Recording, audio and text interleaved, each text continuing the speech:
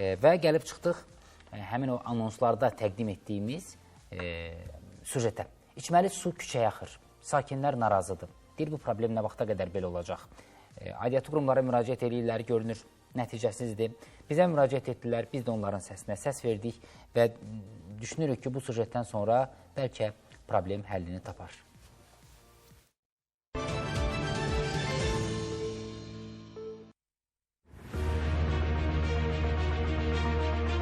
Heç nə pis gün deyil, sular motorları günə gündədir. Yuxarıdan gələn sular hamısı gəlir mənim qapımın ağzına. Qapıdan çölə çıxa bilmirik. Evimiz yarıya qədər nəmişlikdir.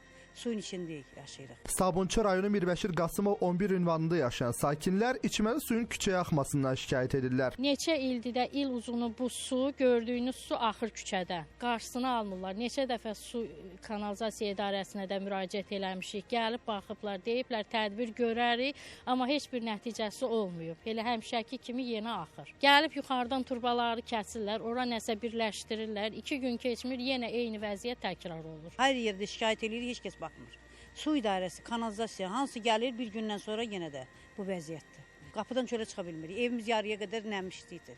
Suyun içindəyik, yaşayırıq. Gəlirlər, nəsə zəng edirik ki, 1-2 gün, 3 gün çəkir, nəysə yamayırlar, təzədən yenə partlayır. Plus da burada bu kanalizasiya var. Bu kanalizasiya köhnə bir kanalizasiya sistemidir. Öz xərcimizdən düzəltmişdik. Sonradan yenə partladı, yəni turba gücü çatmadı, nazik idi, çatdırmır, əhali çoxalıb deyə. Və bunu təzələmək lazımdır. Evdən çıxıram, dərsə gedəndə görürəm ki, yollar pis gündədir, palçıq, su.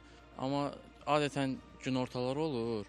Günortalar daha çox pislik gəlir, qoxular gəlir, sular içə bilmirik, sular daha çox pislik verir. Yuxarıdan gələn sular hamısı gəlir mənim qapımın ağzına. Baxan yoxdur da, dəfələrlə şikayət olunur. Azərsoyun içində bir şikayət eləyiblər. Onlar da gəlirlər, baxırlar, düzəldilər 2 gündən sonra həmin şey.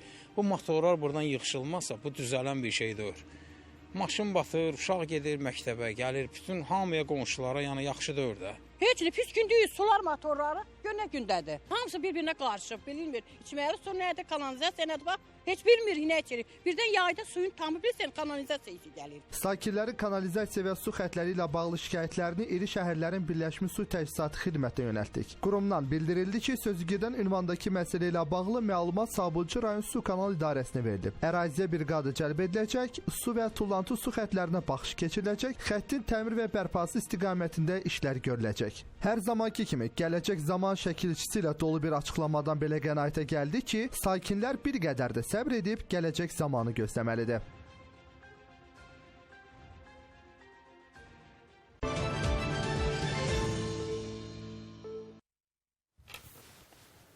Gedirlər, düzəldirlər 3 gün sonra o işdirsə, deməli, ümumi o xəttdə problem var da, nəsə.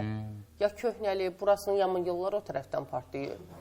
Ya da ki, düzəməlli bir iş görmürlər, bilmirəm. Ona görə də ora kimi təyin eləsəz, deyin, o işin öhdəsindən əməli başlı gəlsinlər. Problem nədirsə, köklü həll eləsinlər. Başa düşürəm, o proses vaxt tələb eləyəndir, maddiyyat tələb eləyəndir. Amma cəmaat suyun içində nə qədər oturacaq ki? Hər gün palçığı tapdalaya-tapdalaya niyə işə getsin, məktəbə getsin ki, ilin günün bu vaxtında? Hamıya da indi cavabı verirsiniz. Düzələcək, həll olunacaq, acaq, əcək. Gələcək zaman. Cəmaatın vaxtı gedir, ömrü gedir. Problemlər var, neçə illərdir davam eləyir. Bir yerdən başlamaq lazımdır ya, yox. Ya eləyəcəksinizsə, o anda göndərin o briqadanı. Nə çətin məsələdir ki, bir borunu yamamaq nə qədər vaxt tələb eləyən bir iş ola bilər ki? Deyir, briqada göndəriləcək və tədbir görüləcək. Bizə də gözləmək qalır. Nə etmək olar? Əslində o briqadaya o anda demək lazım ki, bala, siz nə qədər müraciət yazın, nə qədər desinlər, neçə dəfə desinlər. Hər yerə çəkiliş, niyə? Hər küçəyə bir çəkiliş qoyaq, birinin yolu bərbad, birinin suyu bu gündə, kanalizasiyası bu gündə. Vallahi.